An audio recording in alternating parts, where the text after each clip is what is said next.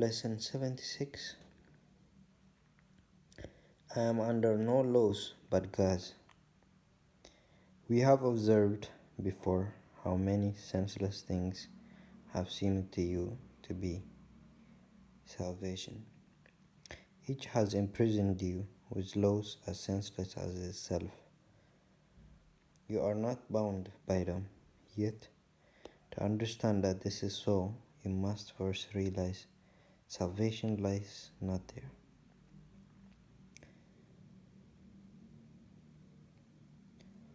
While you seek for it in things that have no meaning, you may bind yourself to laws that make no sense. Thus, do you seek to prove salvation is where it is not. Today, we will be glad you cannot prove it. For if you could, you would forever seek where it is not and never find it. The idea for today tells you once again, how simple salvation is.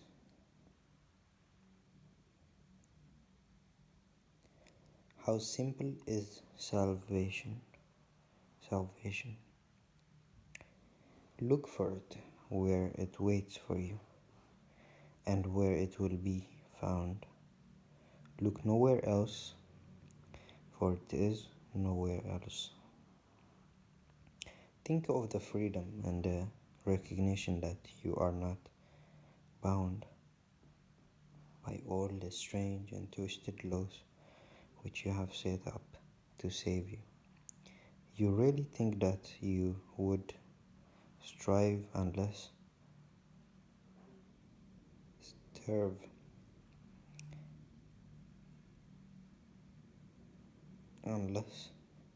you have stacks of green paper strips and piles of metal discs.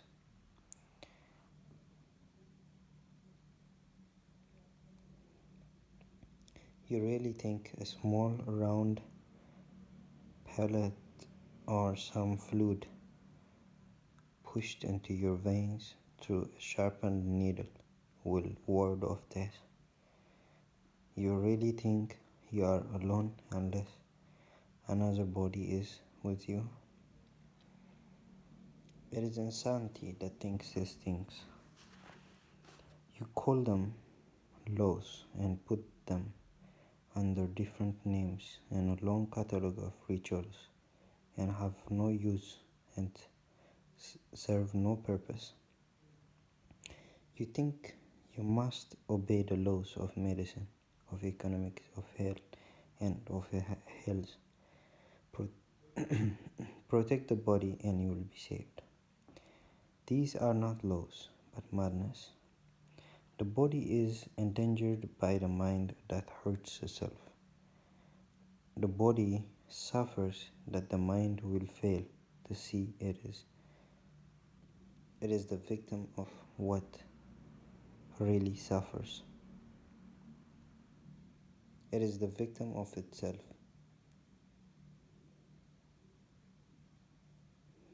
The body's suffering is a mask the mind holds up to hide what really suffers.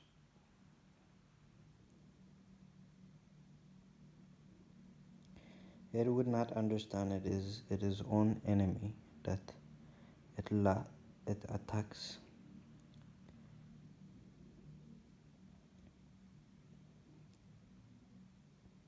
itself and wants to die. It is from this your laws would save the body. It is for this you think you are a body. There are no laws except the laws of God. This needs repeating over and over until you realize that it applies to everything that you have made in opposition to His will. Your magic has no meaning. What it is meant to save does not exist. Only what it is meant to hide will save you.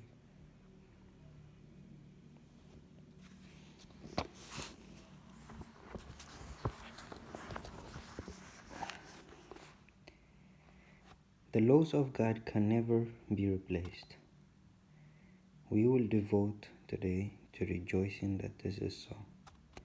It is no longer a truth which we would hide. We realize instead it is a truth which keeps us free forever. Magic imprisons, but the laws of God set free. The light has come because there are no laws but His.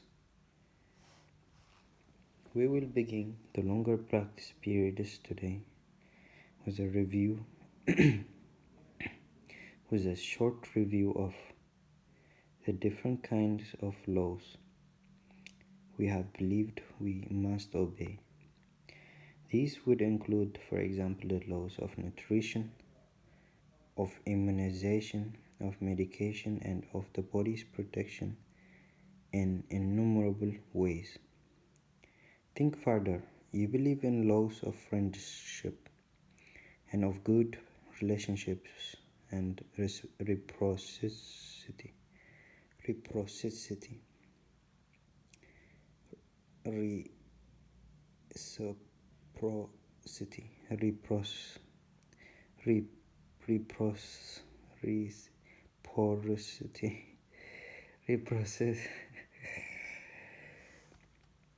Think further. You even think that there are laws which set forth what is God's and what is yours. Many religions have been based on this. They would not save, but damn in heaven's name. Yet they are no more than strange than other laws you hold must be obeyed to make you safe.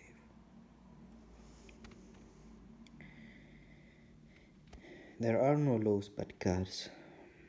Dismiss all foolish magical beliefs today and hold your mind in silent radiance to hear the voice that speaks the truth to you. You will be listening to one who says there is no loss under the laws of God. Payment is neither given nor received. Exchange cannot be made. There are no substitutes, and nothing is replaced by something else. God's laws forever give and never take. Hear him who tells you this, and realize how foolish are the laws you thought upheld the worldly taught you so. Then listen further. He will tell you more about the love your Father has for you, about the endless joy He offers you, about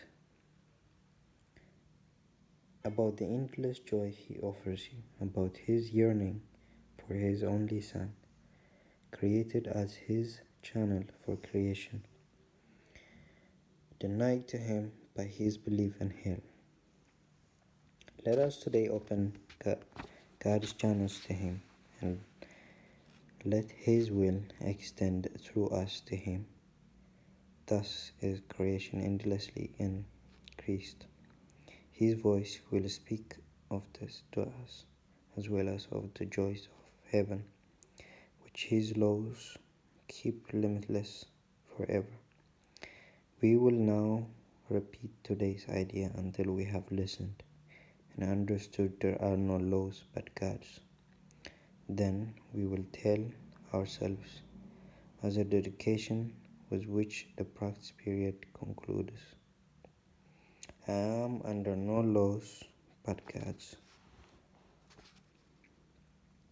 We will repeat this dedication as often as possible today, at least 4 or 5 times an hour, as well as in response to any temptation to experience ourselves as subject to other laws throughout the day.